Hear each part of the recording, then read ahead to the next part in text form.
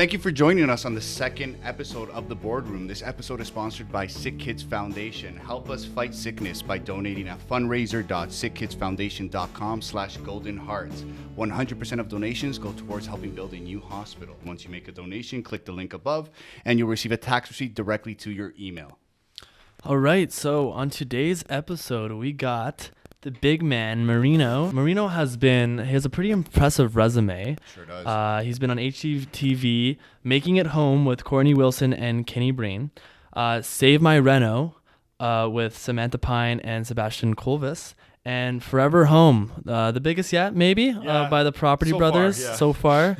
Arguably. So with Drew and Scott, of the course. dynamic duo. Most of you should know them. I used to watch them after school. Remember elementary school days. So it's pretty cool seeing you. We know them as the Property Brothers. The Property Brothers. So PB. my question overall is, how did you start from renovating homes in Toronto to being on, shows like Property Brothers, Making It Home, and etc.? Yeah. So first of all, thanks for having me. Really appreciate it.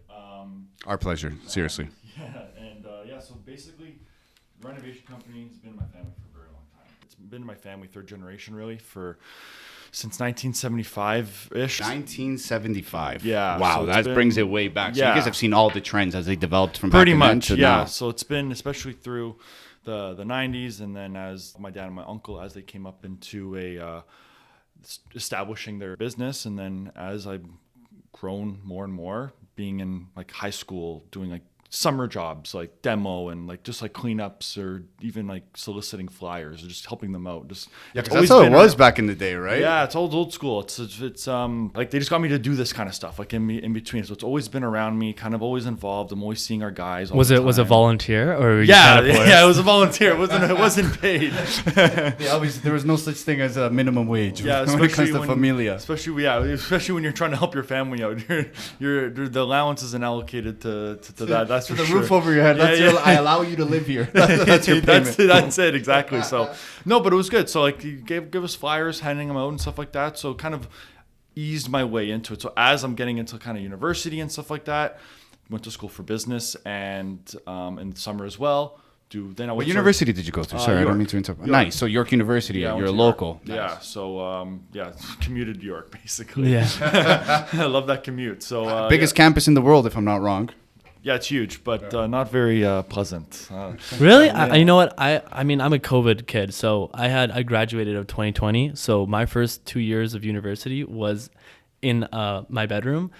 So being picture that. Being at York for the first time and like actually going to school like 3 days a week is pretty cool. It must have been refreshing. It was nice. It was like, this is wow. It kind of was depressing a little bit. It's like, this is what I missed. But enough about York. More about your business. I want to know how you got to the TV shows. Like, what was the first time where you were like, oh, okay, we got a gig with some guy? Like, was it a ladder you climbed? It was, so I guess through 2016, 17, that's when it first happened. So the Property Brothers originally called us a long time ago to do something, and I don't think we took it on. It was just a bad timing kind of thing. So as we kind of went on, and I guess later on more of established, me and my dad ended up branching off and starting our new business, Sunnylee Homes. That's been in for about 5 years now. And the contact from the Property Brothers just contacted my dad and just said, hey, would you like to, we're doing shows, we're filming in Toronto. Like, would you like to do on some? So the way they do is they do scout meetings. So they bring us along, they show us like 5 jobs in a day, and then they'll say, what's realistic here? What can we do in a timeline? But they kind of put you on the spot. They kind of just say, can we do this in 8 weeks? It's an 8-week turnaround for a reno. I mean, it's crazy. Like you want to say, but there's so many unpredictable factors. Exactly. So that's where it kind of, then we're like, okay, we're starting a new business. This is great. We can use this to start off everything. So that's how we kind of got in. It started off with one. They only wanted us to do one. So we did. Where was your first one? In Etobicoke.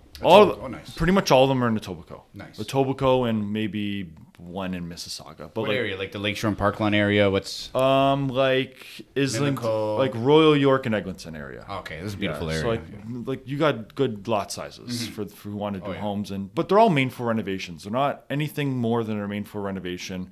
It's all opening up a wall, new kitchen, new Yeah, stuff because like that. back then the architects worked in a different way, right? There wasn't much. They didn't really consider open concept. That wasn't really a concept back Yeah. in the day, ironically. And in that neighborhood, it's all split level too, right? There are a lot of split level homes. So like the way that they wanted to do the reno, it's there was like a little bit of a gray area. Is we do the main floor, but because the split level, you leak into the higher end of that level, that area. So we have to like make sure we have to do what we can do in that time, and then.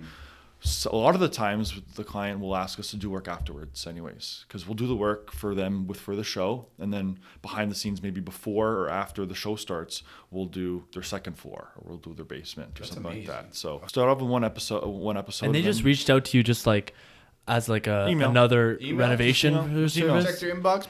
yeah, bang. Property Brothers. Quick Yeah. math. 47 years of just renovation, but Sunny Lee is it 47 years? No, it's five. Five years, right? Since So our 2016. old family business was that entire time period, and then me and my dad kind of branched off and started because I wanted to get more and more into it, course. which is not something I always wanted to do, to be honest, in all honesty. But as I've kind of learned, See, I knew more- it was Forrest. as I learned more and more about the business, I got a very much appreciation of what we can do and what value we provide, and And the biggest privilege, you work with your dad. that's the thing. And he's my role model too. Right. I learned awesome. everything from him. Shout out to Papa. Yeah, Shout out to yeah. all the good papas out there You being know, role I models for actually their have a kids. friend whose dad does the same thing where he like builds houses, renovates them, or like knocks them down, builds Yeah. them up from the ground up, and then sells them. Yeah. And his son Lucas, he's starting to develop these skills and trades of like doing everything. And it's like really cool to see that like happen. And like I'm like going into this house, I'm like, no way. And he's like, you could see the interest. Oh yeah, I did that. Yeah. These walls, that wall was so hard to do. So it's like it's really cool to see not only like the family coming together and Yeah. like bonding in that, but using this as like a way to platform yourself and like getting on TV. Now I know TV is a hard thing to work around because there's production stuff, and I've seen on TikTok multiple times of these TV shows renovating their home, their dream home, and then having like cracked tiles and Yeah. drywall and cutting corners. So my next question is like, when filming these renovations, like doing renovations for like Property Brothers or any other HGTV, are you rushed in a way where you're set deadlines? Like, does it stress you out a lot more compared to any renovations you would do for a nice Italian nonna? So we did the first one, and it was good. It was good. Like the timeline was reasonable, and it was good. So How much do they give you? How much time? Because I had renovations for my house. depends on like, the a lot. size. It's usually 8 to 10 weeks, depending on the fair. Like a main floor, It's- a main it's- floor, like a whole main floor. How long would that take you? Living room, kitchen. You're probably almost. It's usually 3.5, 4 with your kitchen. You're waiting for your kitchen. Basically, it's from sign off. It's usually about 2.5, 3 months of a turnaround time of just the kitchen. Yeah, because So- you have to order things and things have to come So in. suppliers, you have to make. So we have to preemptively prep everyone, but that's how we did it. That's how everything that we make sure that all of our guys are pulling through. We're prepping that we're doing this first. Nice, So nice. people Teamwork understand makes that the dream work. that's it. You have to be transparent with everyone. You can't if. I've noticed and the TikToks, the stuff like with You've all the- seen it, bro. I've seen it. Yeah, Trust me, yeah. I know. And a lot of it's from they film in America too. Like Right. they film in the States all the time. And I noticed and just talking to some people working there and that they experience that in the States. Like it's just I believe you have a not close rush. They're just trying to pick people up and they're just Yeah. trying to go. With us, like we're a tight knit family with our teams. We know when we're getting into this. We know we're treating it like it's a renovation that we're doing it on the side too, because that's how we basically established our brand in order to get an opportunity like this. Right. So the way we do it, we treat it the same, but we need to make sure that everyone is prepped and ready to go. So that's why it ended up lucking out where, as we did this one, they asked us to do another one in the middle of the renovation. So then it turned into 5. Yeah. 5 It like, turned- so it went 1 turned into 5 In the and that's- season. and that's all because of the quality of work. And not only I think you guys are underplaying what you guys are doing here. Like this is a legacy that's going to go down because you guys are working with arguably the most known property renovators, home developers out there on HGTV. The Property Brothers are internationally recognized. So this is a huge deal. So honestly, congratulations to you guys. Thank Kudos, because that's a big thing you guys have established. And I think what also reflects in that too is the fact that the people that we're doing the work for the shows getting repeat business through them afterwards anyways. They know that we're doing a good job. And They you know- guys are in the credits after these Yeah. things? Yeah? Yeah. Okay, Yeah. cool. A lot of the times too, they'll do scenes with whether it's me or my dad. We're in a couple. I saw you in a couple. Yeah, I gotta be honest. I saw you in a couple. I'm like, hey, I know that guy. I'm like, yeah. Mom, I know that guy. Yeah, so they mix us in sometimes when we're talking to them, like whether it's like they'll do a shoot and then we'll dedicate, okay, we're going to talk about this, this, and this. So they're talking to us on camera to kind of describe about that. But then they'll B-roll, then they'll have me doing B-roll in the background as they're shooting or stuff like that. Or one of our trades too, like one of our guys, we'll be in the background. Yeah, like exactly. The Picasso touch. Exactly. So we do get credited for it, and that's where a lot of the new work has come from too, from doing that. Like that was back in like 2019. So like that work kind of helped us. Then COVID happened. So like after everything shot and people started calling us from that, it was a good opportunity, and I'm very thankful that we're even given that. Nice, like we could have just done one. Right? Yeah. They didn't have to ask us to do more. So Your work pays off, man. I think that's what most of the you thing brought is. quality to the table. Speaking from experience, quality starts to come around, especially in the construction industry. A lot of people can throw a hammer, put a nail, paint, whatever. And a lot of people can do a 7 out of 10 job, an 8 out of 10 job. But to be in the 10 out of 10 category, which is the level of work that you guys do, in my opinion, it takes talent, and it takes dedication, and it takes organization. It does, yeah. It takes a special type of team to be able to perform at that level. It's not even about making it like look good. It's about like, because it could look good, but it could be done poorly, right? Like, I mean, if we refer to the first thing that's coming out of the top of my head is like the Ace family home, like all that drama with like the contractors and stuff, with like it looking beautiful, but then everything's just done wrong. Most people cut corners. And I wanted to know if there was any sort of situation where you're like, when you did a renovation, you're like, damn, will they see this? Will they not? Or is it all for the client? Like, what is it? Is it for the TV, how it looks, or is it for the client? It's always for the client, because for me, the number one thing I do when I'm looking into going into a new work, like whether it's it could be as small as a bathroom, or it could be a full floor. Right. I work for that referral. I work for the clients. My clientele is through people who ask me to do renovation. So ultimately, I'm going into their home and I'm making sure that they're, like, I'm treating it as if it's my own when I'm renovating a project like that. I love that. And like, for example, like you said, like it could look nice. You could have to put the nice tiles and all that stuff like that. But is it waterproofed properly? Is the drain sloping properly? Are you siliconing your vanity if it's tucked in a corner? Bro, I had tiles done on my main floor 5 years ago. The tile guy put dots on these big 5x5 tiles. No. Right now, everything's cracked. There's this and that. Oh, no. And he even replaced them. And then we saw the shit job we did. My dad was pissed. But yeah, it sucks because sure, it could look good for like a year or two. But then when things start to deteriorate, it looks even worse than it did before when you got all the brown walls and stuff, And that's the thing where for us, where we make sure that I'm always trying to be as transparent as I can when going into a project, whether if it's a bathroom or or a bigger scope of a project. I'm always making sure that whatever we're doing, exactly what we're doing. And if we need, because sometimes a lot of the times we're not even working with a designer on a project. It's just me and the client, and we'll help out with the design. Yeah, I was gonna say, you guys put this together. I was gonna ask, like, so how do you take us from the beginning, right? So you get the call. You need the rental job. Okay. I'm your client. Okay. Because clearly reputation is everything for you guys. Yeah. And in this industry, I'm glad you said that, because it is. Reputation is going to take you far. You want to go fast, you go alone. You want to go far, you go with others. And word of mouth is the best type of referral system anybody could ever come up with. Yep. You can't create it. It's already made. Yep. And your reputation is what keeps it alive. You can do 100 jobs right. You fuck up once, it's done. Yeah, exactly. And that's the one job they'll remember. Oh, but they did this house nice. Yeah, but did you hear what they did here? So 100 jobs right can be outdone by one wrong job. So reputation is everything there. Yeah. So take us through the experience. I give you a call. I have a project I need you to renovate. How does that go down? So I come on site. It's all people sometimes ask, do people pay? Do I have to pay for me to come out? And I don't think there's a reason for me to do that. I come out. If I could qualify the lead over the phone, if it's a good enough lead where I know in a sense of what kind of scope of work that we can take on. If it's something like handyman work, it's not something really we get into. But if it's something like a bathroom, I'll come out and take a look, no problem. Especially if it's within our service area, right? Exactly. On the phone call, I try to get as much information as I can, so then I could prep to go on site to do a walkthrough. So then we're kind of reiterating what we're doing on the phone. I have an idea, and if they send me any like floor plan or any pictures or stuff like that beforehand, I already know what it kind of looks like before I even get into it.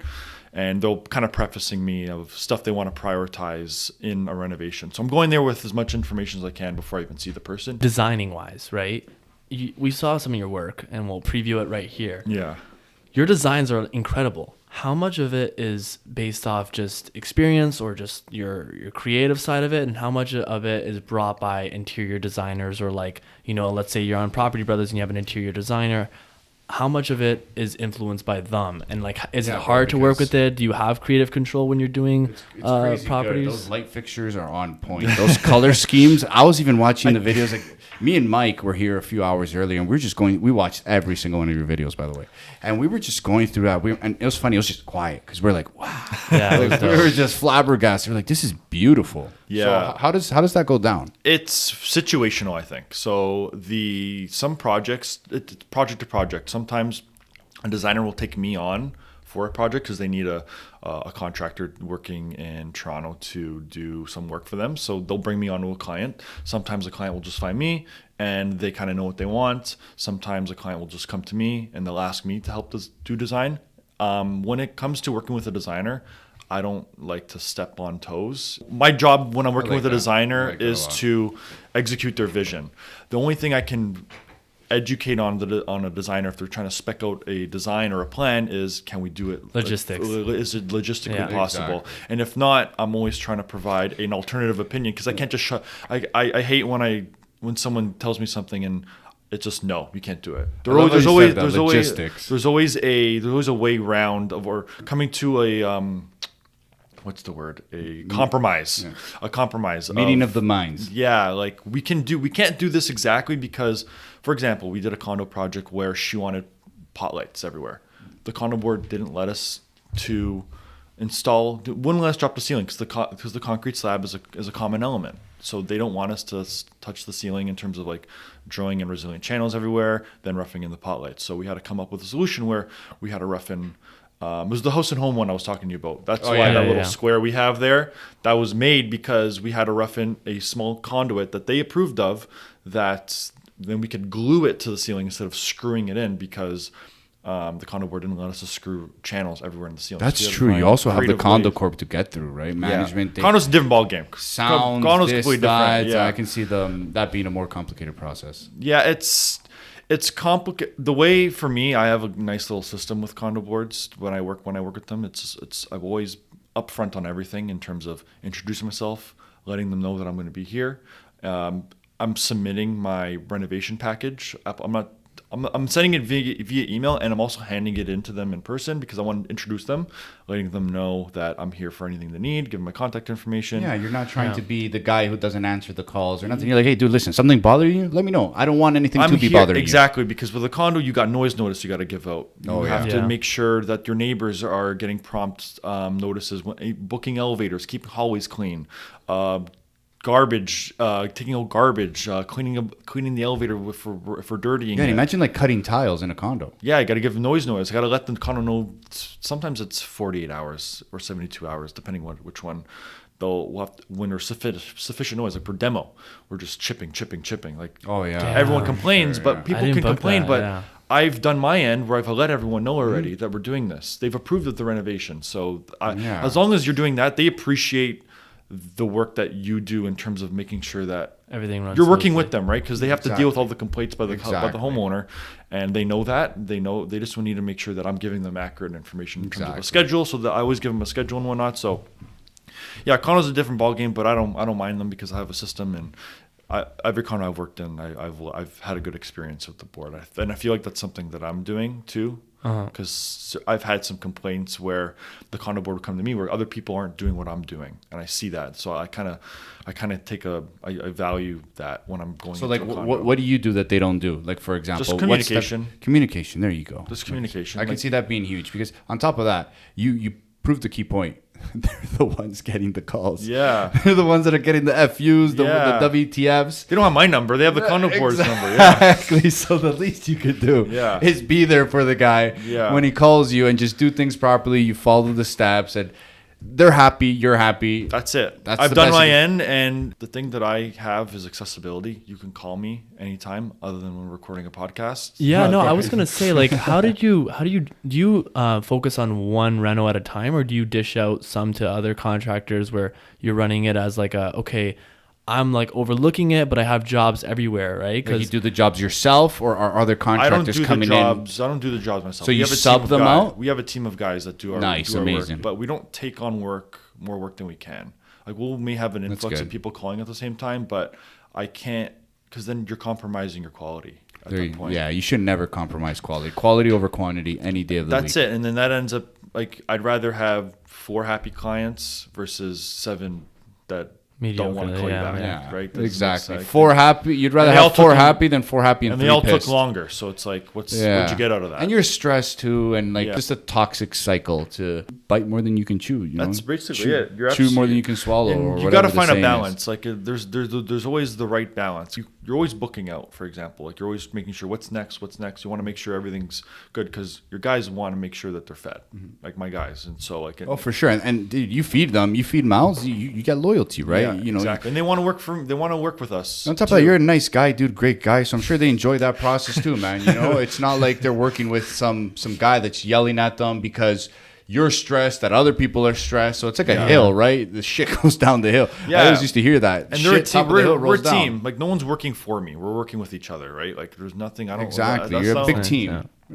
Teamwork makes the dream work. That's it. So that's the way I kind of look at it in terms of. So what's out of all the work you've done? Because I see you've worked with some exceptional names. We have them written up here. We got Courtney Wilson. We got Kenny Brain. We got Drew and Jonathan, which are obviously the Scott brothers, Property Brothers, however you all may know them. We have Samantha Pine. We have Sebastian Colvis. Which project was your favorite? My favorite project, and we're gonna cinemize it right here, so it's gonna beep. I think it was. It might be the Making It Home one with Courtney and Kenny. I think that was what made that your favorite. It's project? just the creative design that went into it. Like one of our actually, that's how we met one of our really good designers that we're working with now that we're doing a lot of work for. Her name is Avisa. She did the design part of that show. Like we're the contractor of the show. She's the designer of the show. Then we kind of work together and kind of execute the show's vision basically. So, but it's our designs ultimately. So, the creativeness of the design, like we turned a staircase into a powder room. We turned, we moved the laundry unit into like a little, an area so it's more accessible. The kitchen we flipped onto the other side of the house, so it's in the back, not in the front.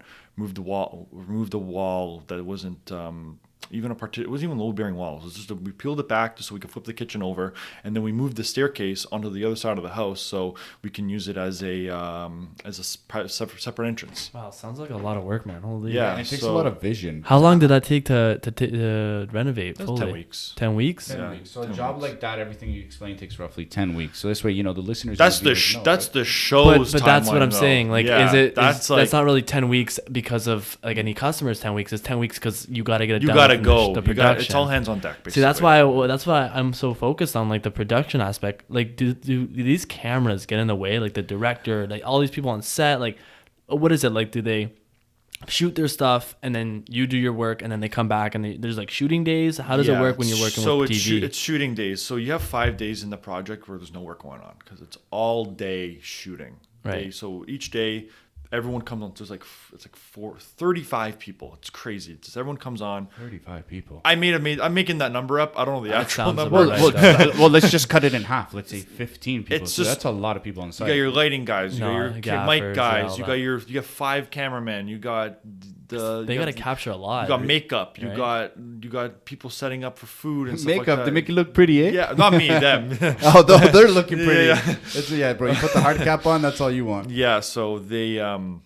There's a lot of people that's involved, and it's like, okay, we have to find things for them to do for that for the like for you have the to. Do you not make up, but do you? We'll leave stuff B-roll, out. Right? Like we can like drywall everything, but we'll purposely leave areas out so then they could do it on camera. Oh, like here you need to finish touching up this area. Yeah, then we'll touch it up. So exactly. it's like Now, how much do the directors or all the people in charge, how much do they have an impact on your work? like for example, do they influence how you do your work or how fast you do it? Are you ever feeling rushed or delayed by No, them? not for Obviously, with them. all due respect to every single They're- camera no, crew, they're- everybody has a difficult job to do. They're good. They're really good to work with. Like It's amazing. See, They that's- they that's understand that's what actually we're the going opposite through, of what I right? was expecting to hear. They understand that we're going through, like it's a big, like it's a big job and it constrained in a small period of time. They understand that, and And I think that's key. They value that too. They understand that we're doing our best. We're trying to, and because that's the thing where we want to do it. We want to do it for their time, but if it's going to compromise quality, it's unfortunately not going to happen.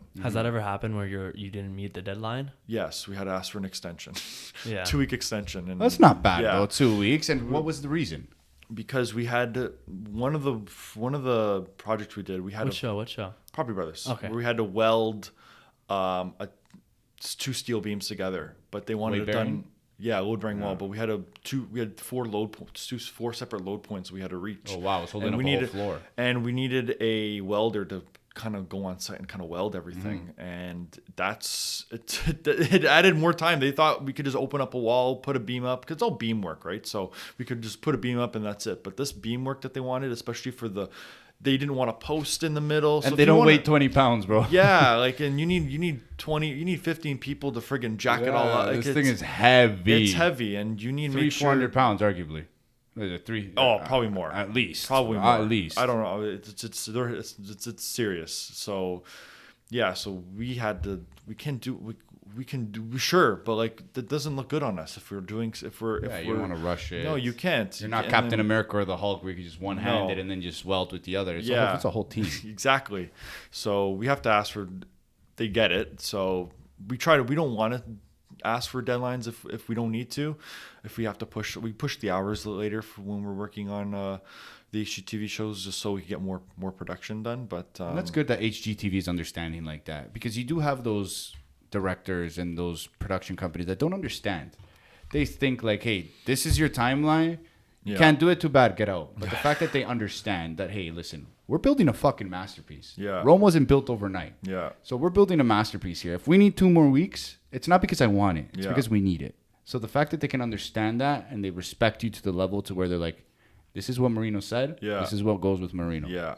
That is the true definition of teamwork and a partnership. The fact that they value your word just as much as you value theirs. Yeah, because we're working for them. We're not working for the homeowner in that sense, right? Right. Too like we're working. The HGTV is giving us the job, Yeah, you and want then them to be anything happy. anything after with the homeowner, that's where we develop that client. So these like relationship. hosts of these shows, right? Like the Property Brothers or like Courtney or do these hosts like have a say on like, or are they Yeah. just the face, right? No, they have some. There would be a lot of situations where they think that we should do something. Even in terms of like the jobs we give them, we'll alter them. We'll look over the plans together, Blueprints, so all they that so they stuff. know what's going on in the project. So they're kind of on point. Like they're on it. Like, they know what's going on, and they're handy too. Like they do a good job in terms of like what they're doing on show, even behind the scenes. They're really good with that. Well, I'm learning about reality TV right now, and I understand that there's a lot of like story editing to do with it. Like there's a director, but then there's also a story editor that literally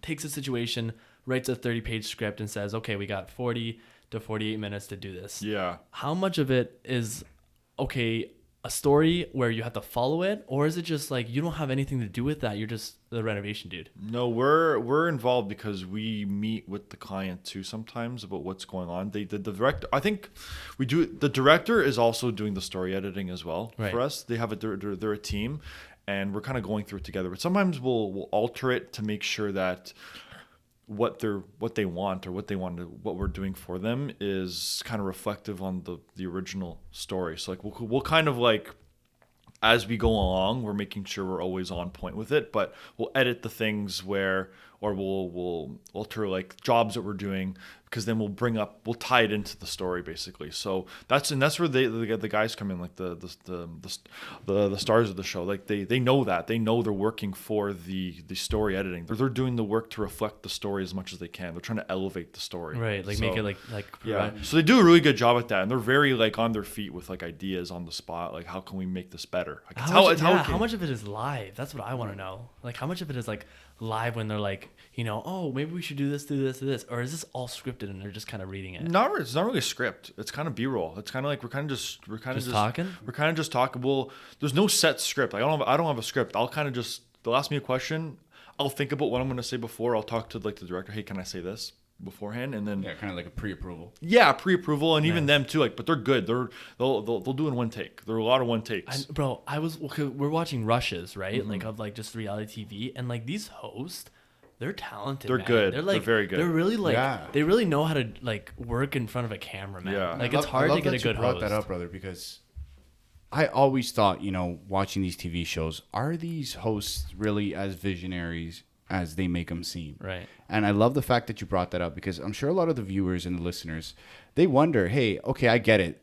Are they just a face? Are they just a mascot to the show? Or do they actually contribute to the vision of the final product? No, they 100%, because the reason, I love that. And the reason why they do that is because their name is on the show. Right. They need to make the show and it's real talent. It's real talent. It's amazing. So they do they're extremely talented at that. They're really good at elevating what is just a base renovation, because really every episode's a renovation, right? So how can they make every idea look unique, sound unique, and visually different from each episode they're doing? Because everybody's story is different, right? Exactly. Every home is a different canvas. There's a different story in the home. The family, like the story within the family, is very touching, and they're excellent at bringing that up, and like especially during the reveal and stuff like that. Because what they do in the reveal, they invite the whole family over, so you get the raw reaction. The reaction. But you get the part raw. of my I'm favorite thinking part. about it as like in a renovation, like their homes, like where are they living, right? Are they living with if it's like a gutted renovation? That's a good question. Sometimes they'll do a hotel, or sometimes they'll just go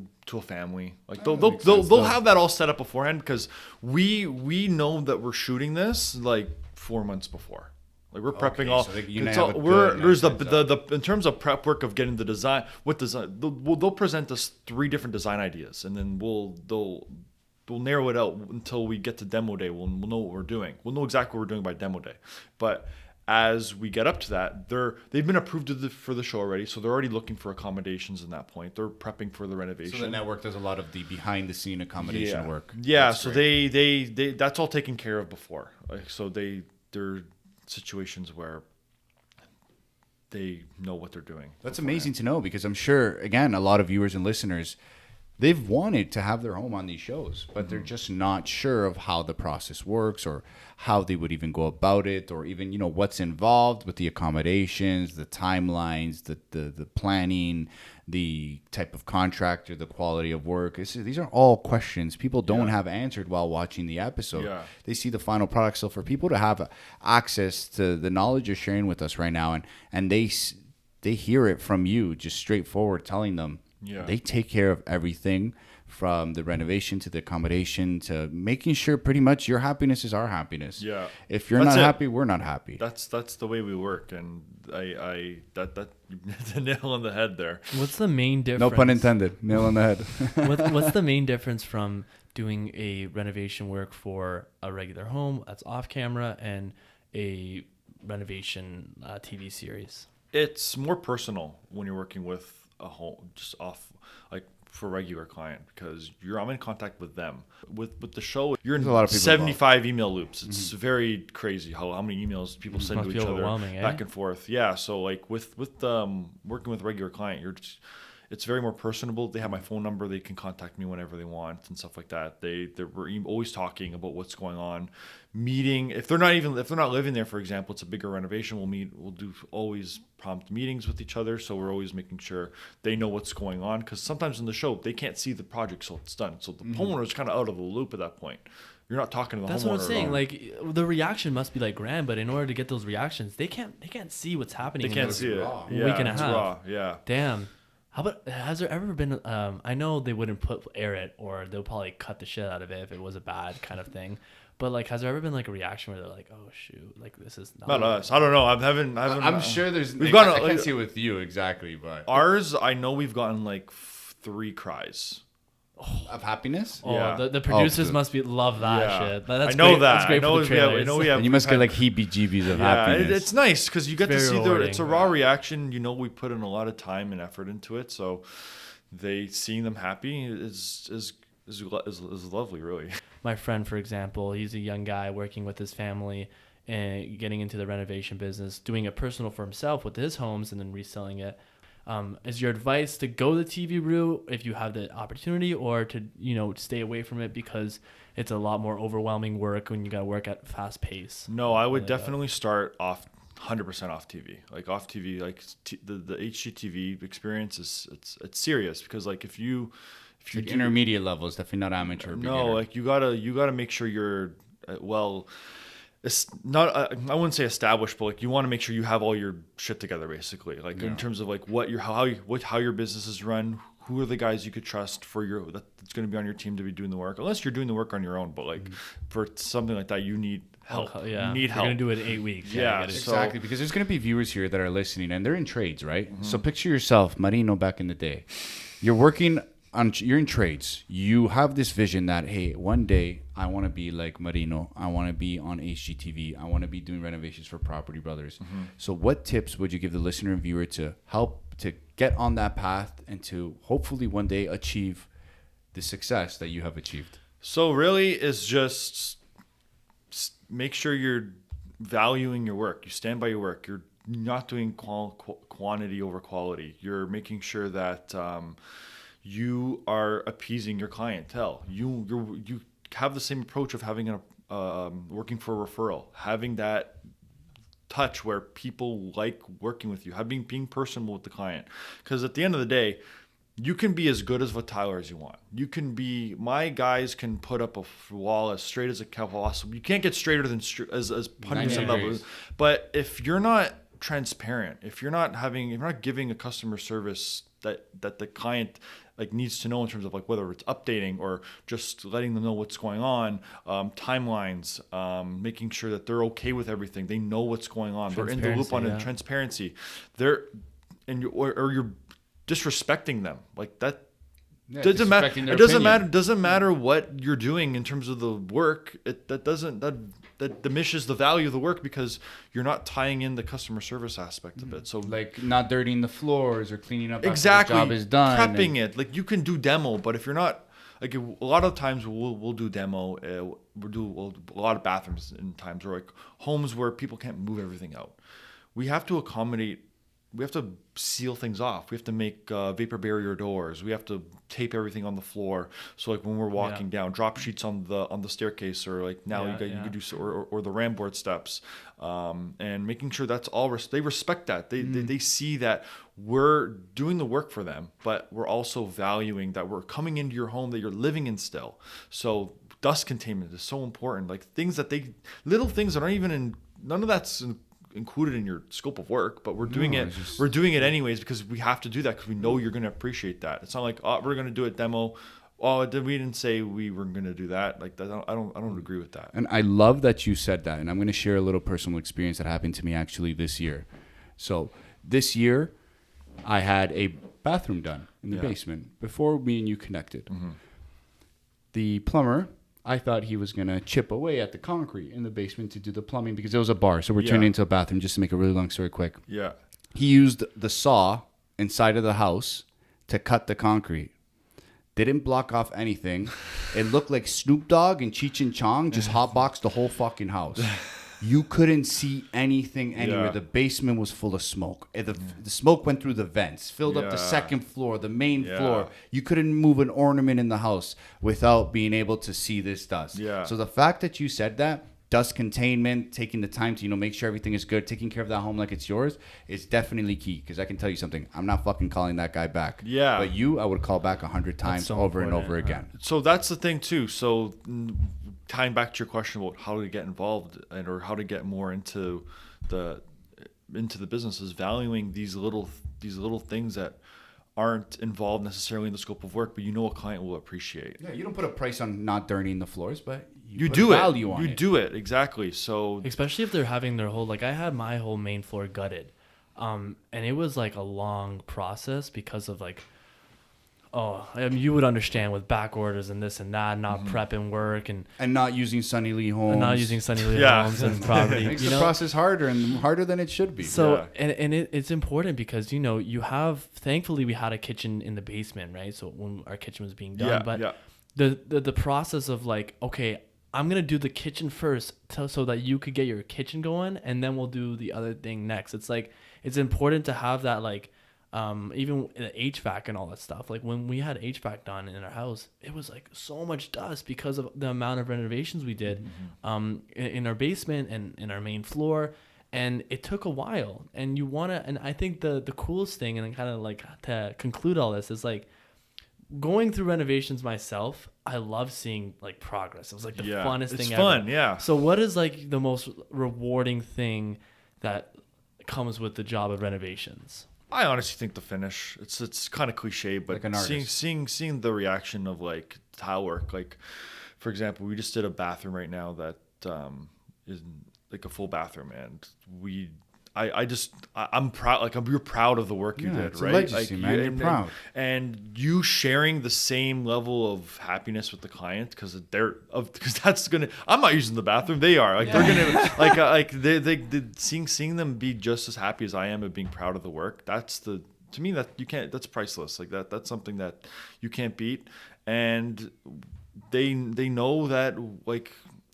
They know that of the work that we're doing within it because they see us there every day. They see us doing all the necessary right things. Like that's another example where it took a little bit longer than we needed to, but they see that. They understand that like when we're doing something as extensive as that it's going to be worth it. We just need time. Basically. I love that. Nice, I love man. that. So tell the viewers and listeners, we're going to wrap up here. Tell them where they can find you. Let them know your tags. So website is sunnyleehomes.ca. Instagram is @sunnyleehomes. Facebook's @sunnyleehomes. Do we have a? What about you personally? How can they contact you? It's you go through my emails, Marino @sunnyleehomes.ca or renovate @sunnyleehomes.ca. And yeah. That's amazing. Nice, So there man. you heard it first there. That's Marino Scopelleti. Ladies and gentlemen, my name is Christopher Bonil. I'm Michael Speciale. And thank you so much for tuning in on our episode of The Boardroom. See you guys next time.